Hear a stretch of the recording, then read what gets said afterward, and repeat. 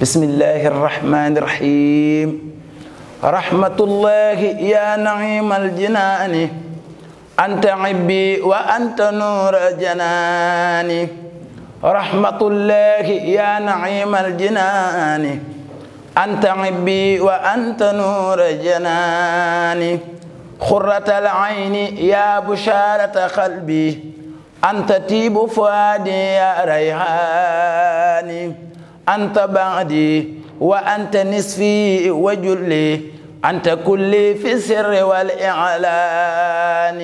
يا طبيب الأدوان أنت طبيبي بك أرجو دواء كل زمان يا طبيب الأدوان أنت طبيبي بك أرجو دواء كل زمان يا سرور القلوب أنت سروري بك أعي بذكر كل مكان يا حياة الأعياء أنت حياتي أنت روحي في النفس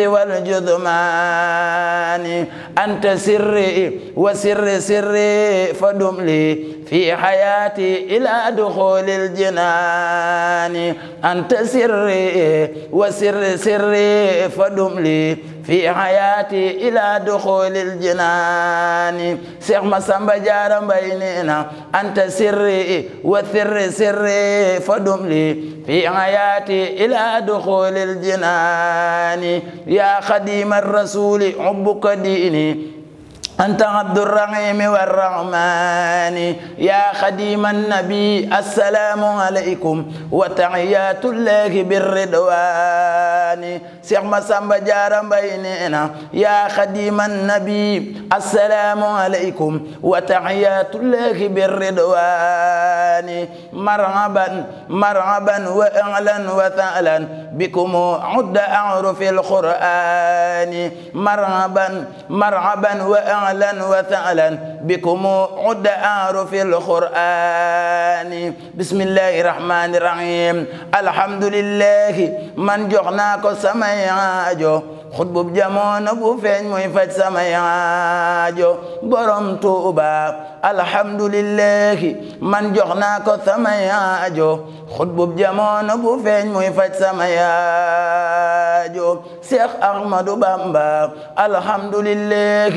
man jox naa ko samay aajo xutbub jamono bu feeñ muy faj samay aajo borom Tuuba ma jekk mbaa may taxaw ma yeewu mbaa may nelaw ma noppi mbaa may tawat muy faj samay aajo Seex Ahmadu Bamba ma jekk mbaa may taxaw ma yeewu mbaa may nelaw ma noppi mbaa may tawat muy faj samay aajo borom Tuuba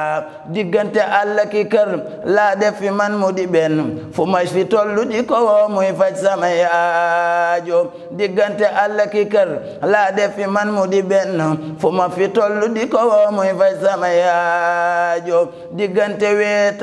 ak teleeg beroog jaxasoo sunu diggante du dong muy faj samay aajo borom Tuuba diggante weet ak teleeg beroog jaxasoo sunu diggante du dong muy faj samay aajo allahumma salli ala sayyidina muhammadin wa sallim